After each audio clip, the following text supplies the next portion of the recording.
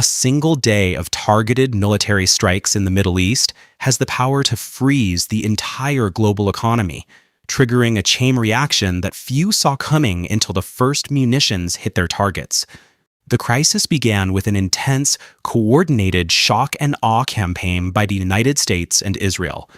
This massive aerial assault was designed to instantly neutralize Iran's military capabilities and systematically wipe out its senior leadership. The objective was the immediate decapitation of the regime's ruling elites. The opening strikes killed the 86-year-old supreme leader in his personal compound, followed by the defense minister and the head of the Islamic Revolutionary Guard Corps. To grasp the scale of this attack, the Joint Chiefs of Staff claimed the opening day involved nearly double the number of munitions dropped on Saddam Hussein's Iraq on the first day of the 2003 invasion. However, the regime survived the initial wave. Realizing a conventional military response against the U.S. was impossible, Iranian leadership pivoted to a counteroffensive based on asymmetric warfare. Instead of fighting the American military directly, Iran began firing hundreds of ballistic missiles and explosive drones at surrounding neutral nations. They have effectively weaponized global trade, holding the world's economy hostage to force an end to the war.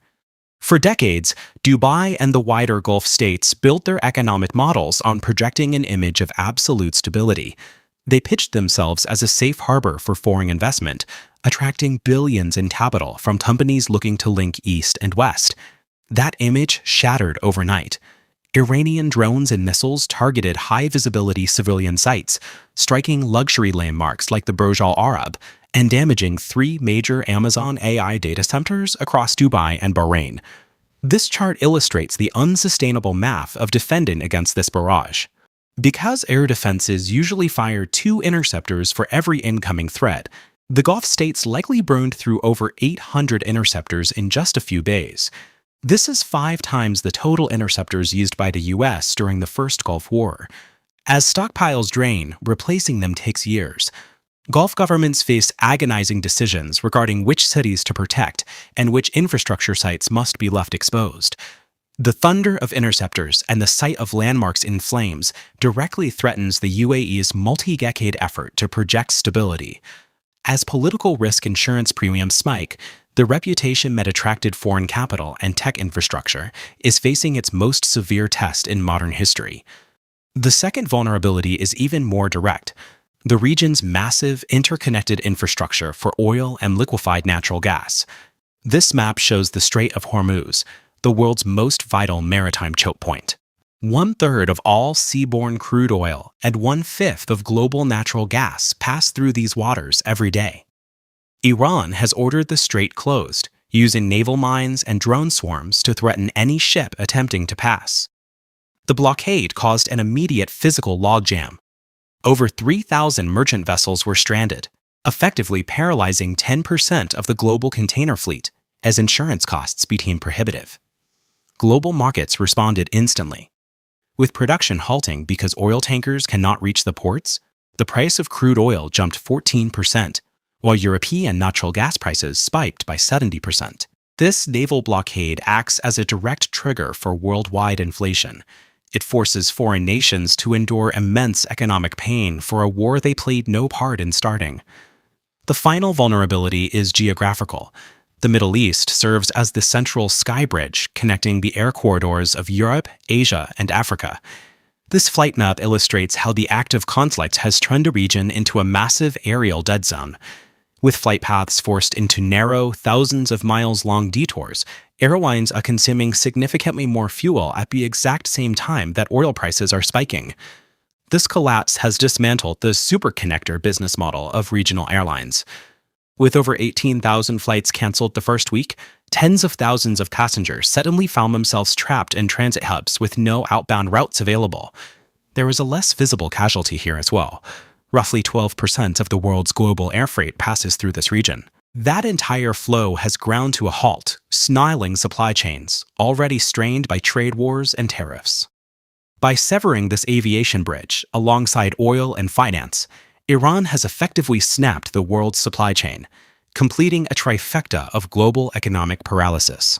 Despite the current level of global chaos, both military powers are holding even more devastating strategic cards in reserve. If the Iranian regime senses that its collapse is imminent, its ultimate escalation threat is to launch targeted strikes against the Gulf states' highly exposed water desalination plants.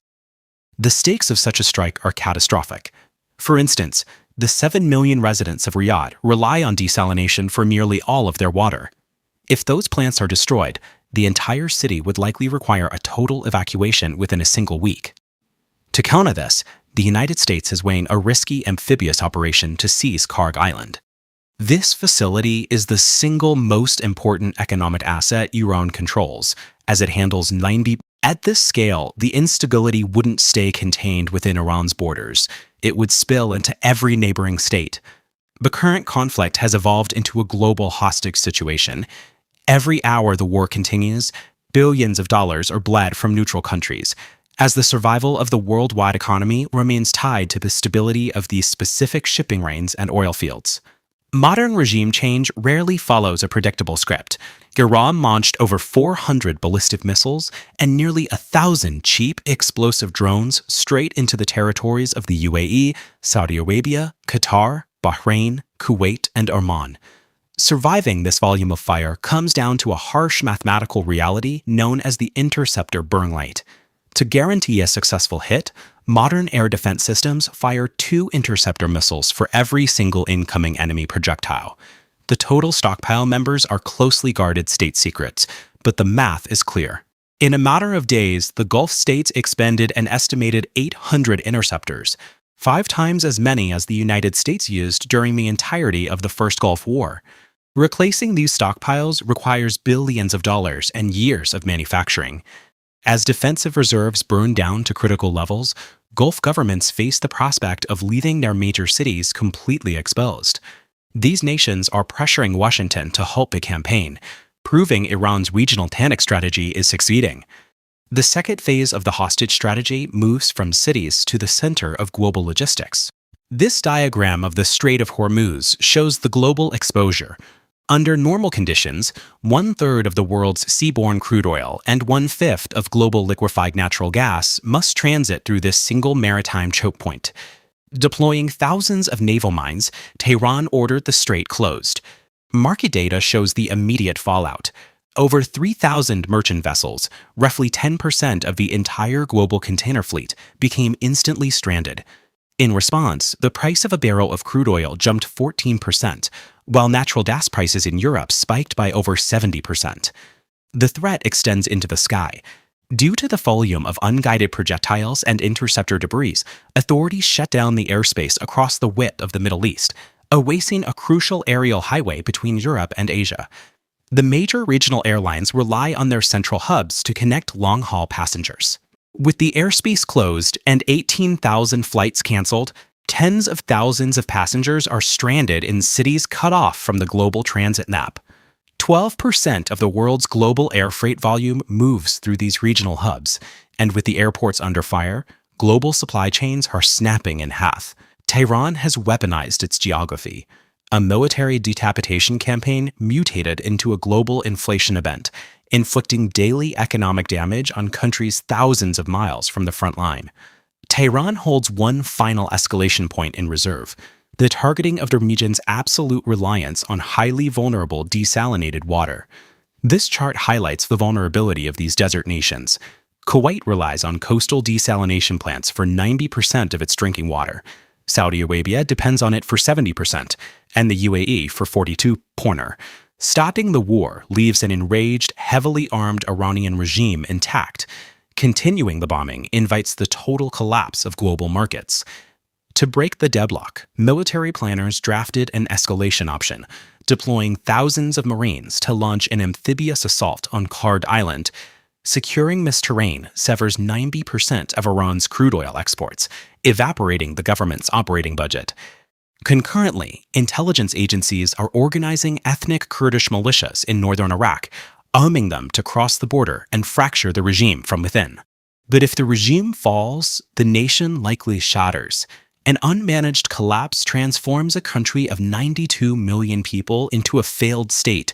triggering an exodus of refugees and sectarian militias on a scale not seen since the 1940s.